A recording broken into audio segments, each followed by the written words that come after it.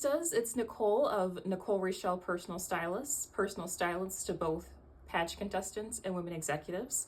And in today's episode, I'm going to be covering my favorite looks from the Miss Intercontinental 2025 finals, and these looks are in no particular order.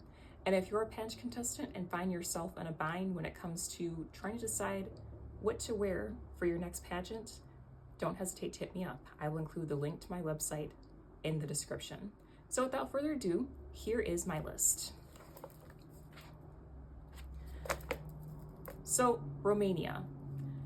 Now this dress stopped short of looking costumist to me due to the flame-like detail that was on the bodice, the top bodice part of the gown. But otherwise, I thought the gown itself looked great on her. It really made her look long and lean, and it shimmered beautifully on stage, and the train was a nice added touch given that this was a heavily beaded gown. It added some flow and movement to the gown.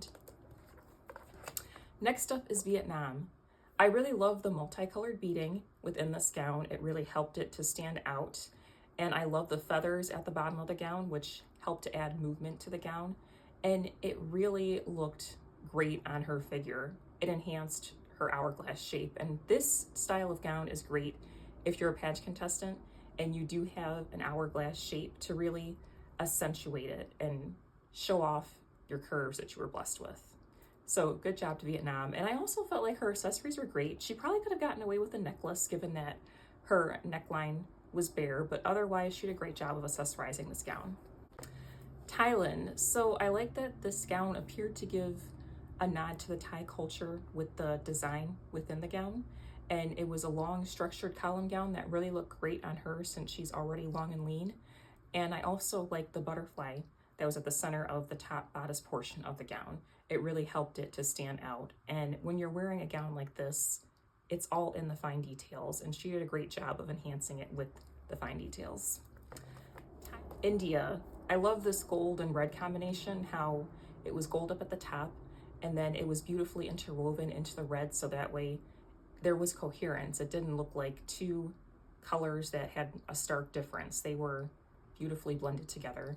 And the liquid beading dazzled beautifully on stage. And I like that the way that this gown was stitched at the waist, it really gave her a snatched look. And the sleeves with the train that she had around her arms was a really nice added touch. And it didn't take away from the gown, it enhanced it. And I like that the material was flowy and gave her some movement when she was on stage. Mexico. She looked like an emerald on stage in the dazzling green gown. The beading and the way it shined on stage helped her to stand out, and the darker beading at the neckline offset the beading on the rest of the gown beautifully. I liked the jeweled neck piece and how it pulled the look together.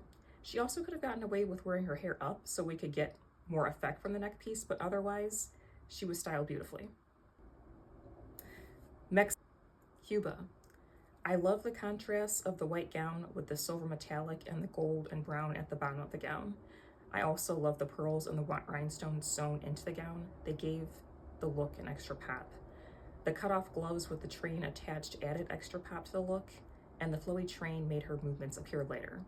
The gown also elongated her and made her look long and lean due to the vertical rhinestones and the cutouts at the waist that made her waist look tiny. Cuba. I love the contrast of the white gown with the silver metallic and the gold and brown at the bottom of the gown. I also love the pearls and the Macau. So I love the jewels sewn throughout this gown. It was a rhinestone and pearl combination. It looked absolutely beautiful and it worked very well on stage. And I also like the direction in which the pearls and the rhinestones were sewn. They were sewn almost diagonally. I wouldn't say horizontally, almost diagonally. And it was at an angle where it really enhanced her curves and gave her an hourglass-like shape. And if you are curvier at the hips and have a smaller waist or more of an hourglass shape, this particular gown style is your best friend. It enhances your curves without making you look too wide, and you look very proportionate and beautiful on stage. And I also love the feathers at the bottom of the gown. Again, this was strategically placed by her legs, so that way it added some lightness to her movement, as beads tend to take away from the lightness to your movement if your gown is heavily beaded. So it was a great offset. Nigeria. She looked like a diamond on stage, and this gown danced underneath the lighting. It fit her well and cinched her waist, making her look proportionate from top to bottom. If you have a straighter figure and very minimal curves, this style of gown is great for creating the illusion of an hourglass shape. Nigeria. She looked like a diamond on stage, and this gown danced underneath the lighting. It fit her well and cinched her waist, making her look proportionate from top to bottom. If you have a straighter figure and Brazil. Now, this color combination was not the best on her. It kind of washed her out, but the gown itself was beautiful. And I like that it combined what looked like a bronzy orangish color with pink. It was like a beautiful ombre effect. I love the beading, and I also like the ruffle detail up at the top, which really added some extra pop to the gown, and it fit her figure beautifully, and the slit added some very beautiful drama and flair to the gown, and she seemed to move with ease in this gown. And last but certainly not least, New Zealand. The gold illusion gown was a classic Miss Intercontinental's finals choice, elegant, refined, and undeniably glamorous.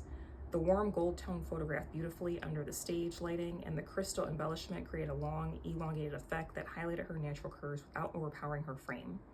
I loved the sheer neckline and the delicate beading throughout the bodice. It added softness and femininity without feeling very overly, while still feeling pop. And last but certainly not least, Miss New Zealand. This gold illusion gown was a classic Miss Intercontinental finals choice, elegant, refined, and undeniably glamorous.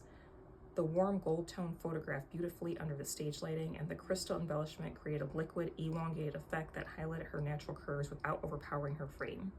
I love the sheer neckline and the delicate beading throughout the bodice. It added softness and femininity while still feeling very polished and intentional.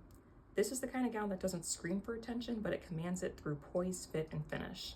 It was a timeless and sophisticated look, and it was very finals appropriate. And I also love how she had her hair styled. It was super soft curls, and she had it over her shoulders so it didn't take away from the dress itself. She also probably could have gotten away with wearing it up given the neckline. And I love the earrings that really enhance the overall look. So those were my favorites from the Miss Intercontinental 2025 finals. Let me know in the comments, who were your favorites? And as always, if you like this kind of content, please make sure to like and subscribe to my channel. And with that, I will talk to all the fashionistas out there later. Bye.